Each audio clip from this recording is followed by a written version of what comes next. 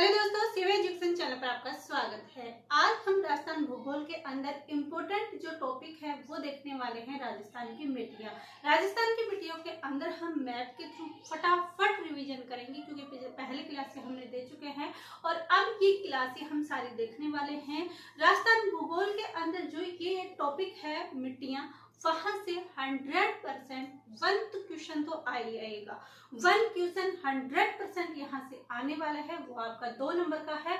और 2 नंबर सिर्फ आपको 5 मिनट दे के पढ़ना है, मैप के थ्रू समझना है। इसके अलावा कोई रटना, कोई आपको फालतू में माथापच्ची कुछ भी नहीं करना है। तो क्यों ना हम इस नंबर को क्यों गवाए और क्यों ऐसे करें, हम इस टॉपिक को फटाफट क्विकली तरीके से समझते हैं।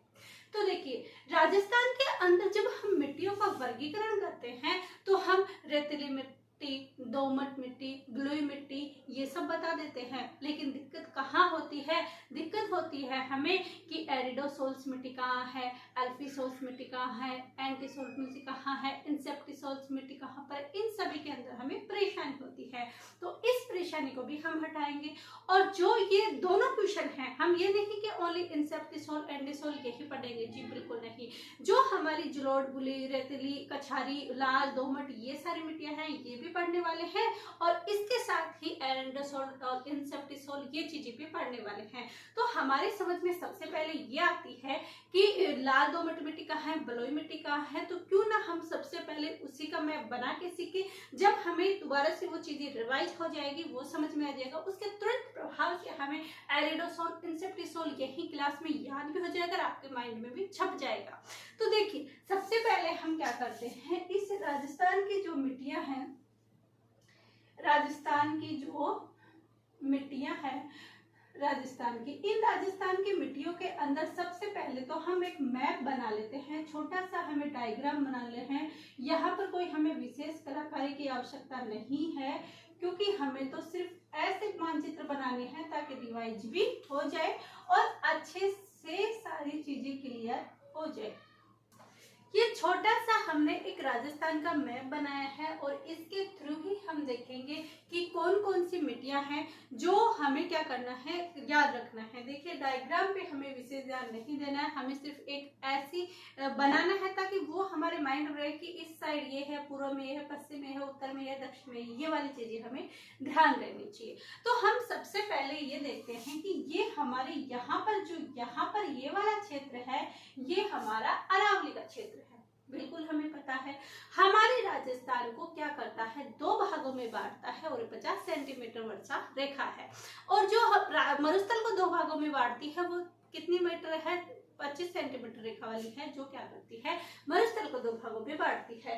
तो ये वाली चीजें हैं। अब हमें क्या करना है, देखिए, सबसे ज्यादा आपने अभी भी देखा होगा, जब राजस्थान का गठन, राजस्थान में जब जिले बने थे तो सबसे ज्यादा जिले यहाँ पर नहीं बल्कि यहाँ पर बने थे, क्योंकि यहाँ पर जनसंख्या अधिक है। तो इसी प्रकार हम देखेंगे कि यहाँ पर अगर जनसंख्या अधिक है तो मिट्टियों के प्रकार भी यहाँ पर अलग हैं। तो हम ध्यान रखना कि सबसे ज्यादा जो चेंजिंग होंगे, सबसे ज्यादा डिवाइड हमें करना है, वो यहीं पे करना है।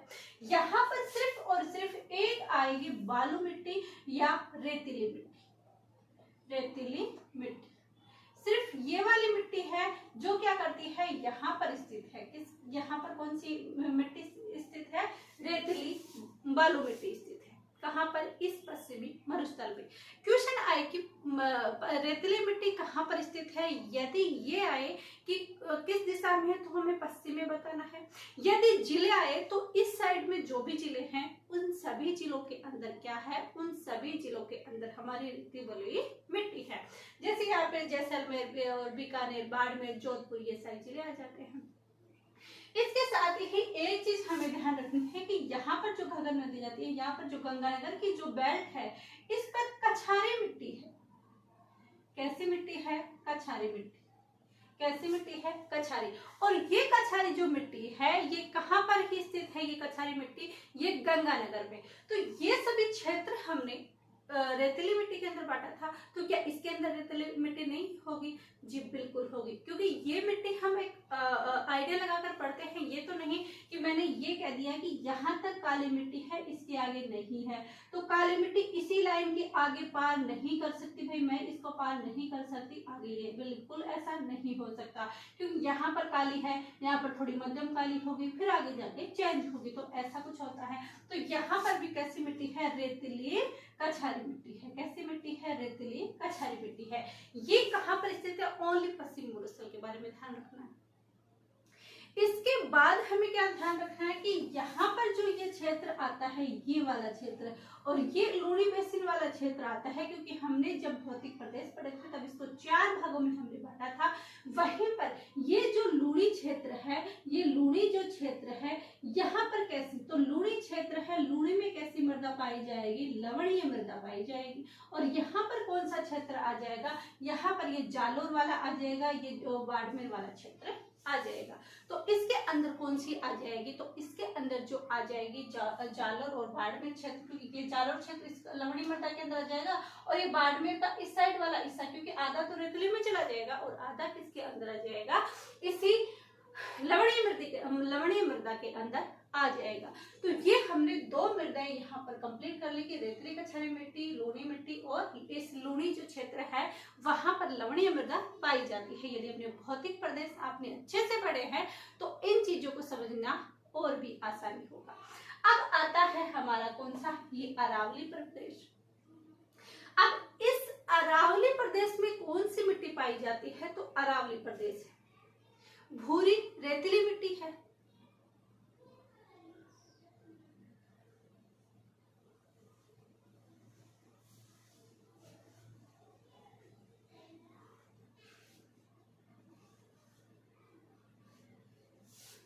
तो अब आते हैं हम इस अरावली प्रदेश के पास कि ये जो अरावली का क्षेत्र है, यहाँ पर कौन सी मृदा पाई जाती है? तो यहाँ पर जो रेतीली मिट्टी है, तो यहाँ पर कौन सी मिट्टी पाई जाएगी? यहाँ पर जो हमारी पाई जाएगी वो पाई जाएगी भूरी रेतीली मिट्टी। कैसी मिट्टी?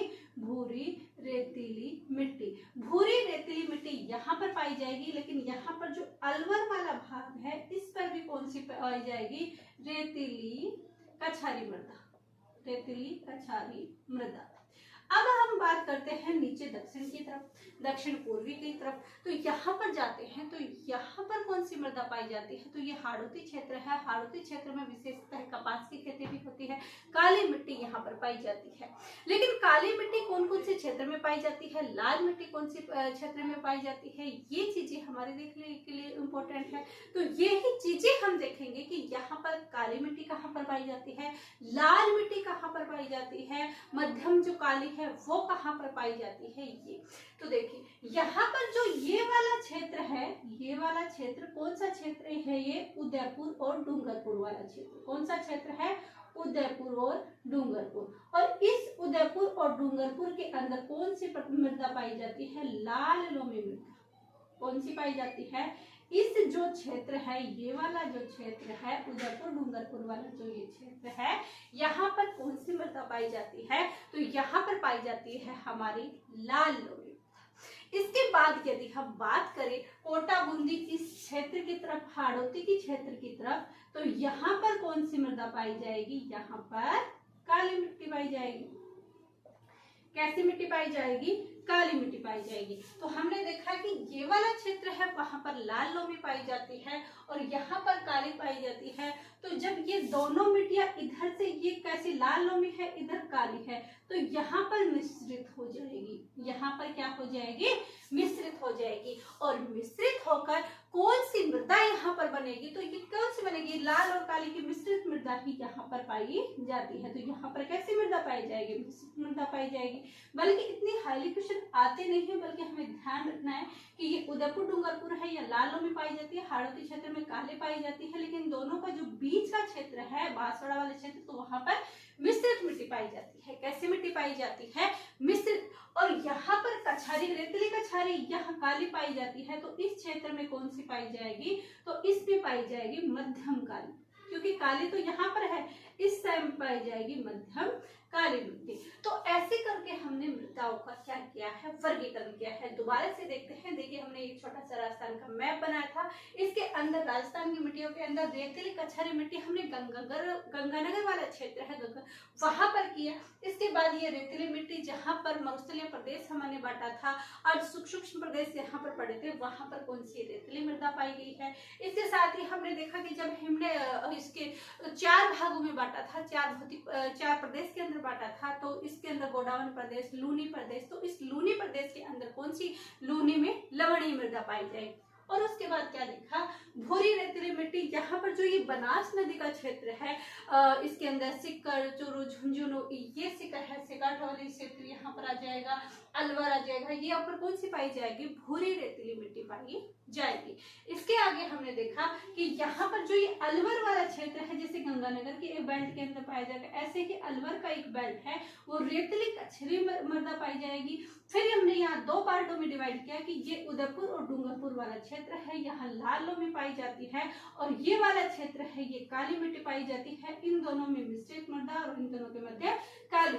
ये एग्जाम में इतने इम्पोर्टेंट नहीं है, बल्कि बाकी सारे हमारे इम्पोर्टेंट है। ये 2 लाइनें तभी काम आ सकती है जब हमें कथन के अंदर आंसर दे रखा हो, क्योंकि कथन में वो कुछ भी दे सकता है और कथन की सारी चीजें समझ कर ही आंसर करना होता है। और कथन की चीजें तभी सही हो सकती है जब हमें पूरी चीजें अच्छे से समझ में आ चुकी है, पूरी चीजें अच्छे से, पूरा कॉन्सेप्ट हमारे क्लियर हो चुका है। तो ये चीजें हैं।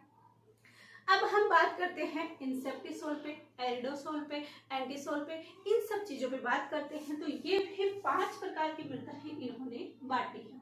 कौन सी मृदाएं बांटी है, इन्होंने 5 प्रकार से इन मृदाओं को भी बांटा है। तो 5 प्रकार से इन मृदाओं को बांटा है। तो कौन कौन सी ये 5 मृदा हैं, वो चीजें हम यहाँ पर देखते हैं। तो देखिए हमने ये मरुस्थल प्रदेश बांटा है, ये हाड़ौती क्षेत्र है और ये पर्वतीय प्रदेश है। अब बात करते हैं कि सबसे पहले और सबसे ज्यादा जो मृदा पाई जाती है वो कौन सी पाई जाती है। तो ये जो रेतीली मृदा है वहां पर कौन सी पाई जाएगी, एरिडोसोल्स। कौन सी मृदा पाई जाएगी, हमने ये सारी बात कर ली और ये चीजें पढ़ ली। अब हमारी जो नेक्स्ट बच जाती है वो एरिडोसोल, एंसेप्टिसोल, ये चीजें बच जाती है। लेकिन हमारे मार्कर ने दे दिया है जवाब, वो आगे से नहीं चल रहा। तो अब ये जो नेक्स्ट है ये अभी इसी पार्ट 2 के अंदर मिल जाएगी और कंप्लीट आपकी ये मिट्टी वाला चैप्टर कंप्लीट हो जाएगा। इसके साथ ही हम नेक्स्ट में पढ़ेंगे जो हमारी साइरोजक्स और रेविना एमेटी है वो कहाँ पाई जाती है, गंगानगर में पाई जाती है। कैल्सीडोनम रेगिस्तानी मृदा कहाँ पाई जाती है। तो ये सारी चीजें हम नेक्स्ट स्लाइड के अंदर देखेंगे और ये चीजें आप अच्छे से याद कर लेना। और यकीन मत मानिए, देखेगा 100% क्वेश्चन यहीं से बनेगा, इन्हीं के अंदर से आएगा। और चाहे कथन का आए और या फिर ऑप्शन से, हमें क्वेश्चन बिल्कुल भी गलत करने नहीं है, क्योंकि सीईटी के अंदर राजस्थान का जो जीके है उस पर विशेष जोर रहने वाला है, साथ ही करंट अफेयर का विशेष जोर रहने वाला है। तो ये चीजें आप देख सकते हैं। आगे मिलते हैं कल की क्लास में। आप सभी का धन्यवाद। Thank you.